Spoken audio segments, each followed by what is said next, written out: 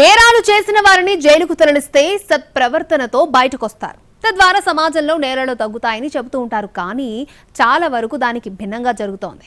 నేరాలు చేసి జైలుకు వెళ్లి తిరిగి వచ్చేటప్పుడు కొత్త స్నేహాలతో బయటకొస్తున్నారు. అంతేకాదు అక్కడ ఏర్పడిన పరిచయాలతో మళ్లీ నేరాలతో దూసుకుపోతున్నారు క్రిమినల్స్.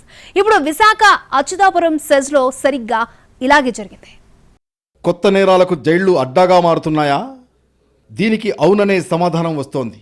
ఒక నేరం చేసిన వాళ్ళు జైలుకు వెళ్లి తిరిగి వచ్చేటప్పుడు కొంతమంది స్నేహితులతో జతకడుతున్నారు. బయటికి వచ్చాక పెద్ద నేరాలకే పాల్పడుతున్నారు.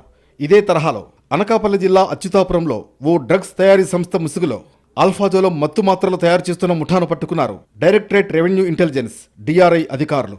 వారు పట్టుకున్న సరుకు విలువ 23,88 లక్షల రూపాయలు ఉంటుందని అంచనా వేశారు.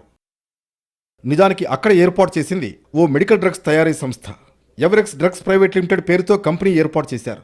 కానీ అందులో మెడికల్ డ్రగ్స్ ముసుగులో నిషేధిత మాదక ద్రవ్యాలు తయారు చేస్తున్నారు. దీనిపై కేంద్ర ప్రభుత్వానికి చెందిన డిఆర్ఐకి సమాచారం అందింది. దీంతో వారు ఎవరెక్స్ డ్రగ్స్ ప్రైవేట్ లిమిటెడ్పై దాడి చేశారు. హైదరాబాద్, విశాఖపట్నం, విజయవాడ, కాకినాడకు చెందిన అధికారులు బృందంగా ఏర్పడి 2 రోజుల పాటు కంపెనీలో తనిఖీలు చేపట్టారు. అక్కడ 119 కేజీల ఆల్ఫాజోలం రసాయన మిశ్రమాన్ని స్వాధీనం చేసుకున్నారు. మాత్రల తయారీకి సిద్ధంగా ఉన్న 87 కేజీల సరుకు, 3,600 లీటర్ల ముడి ద్రవం, 2 రియాక్టర్లు, ఒక సెంట్రిఫ్యూజ్, ఒక డ్రయ్యర్తో పాటు పలు పత్రాలు దొరికాయి. తయారు చేస్తున్న 8 మందిని అరెస్ట్ చేసి రిమాండ్కు తరలించారు. మాస్టర్ మైండ్స్, కెమిస్టులు, ఫైనాన్షియర్లు, కొనుగోలుదారులు అందరూ ఒకే చోట చిక్కారు. వీరిపై మాదక ద్రవ్యాలు, మత్తు పదార్థాల NDPS 1985 చట్టం ప్రకారం కేసు నమోదు చేసి దర్యాప్తు చేస్తున్నామని డిఆర్ఐ అధికారులు తెలిపారు. అరెస్ట్ అయిన వారిలో కొందరు ఇప్పటికే డ్రగ్స్ తయారీ, హత్యలు, ఆర్థిక, సైబర్ నేరాలకు పాల్పడి జైలుకు వెళ్లి వచ్చిన వారు ఉన్నారని డిఆర్ఐ అధికారులు చెప్పారు. జైల్లో ఉన్నప్పుడే అధికంగా డబ్బులు సంపాదించాలనే ఆలోచనతో దీనికి వ్యూహరచన చేశారు.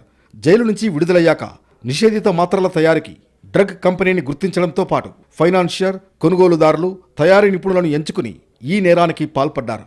ఇక్కడ తయారయ్యే ఆల్ఫాజోలం మాత్రలను తెలంగాణలో కల్లులో వినియోగించాలని వీరు ప్రణాళిక రచించారు.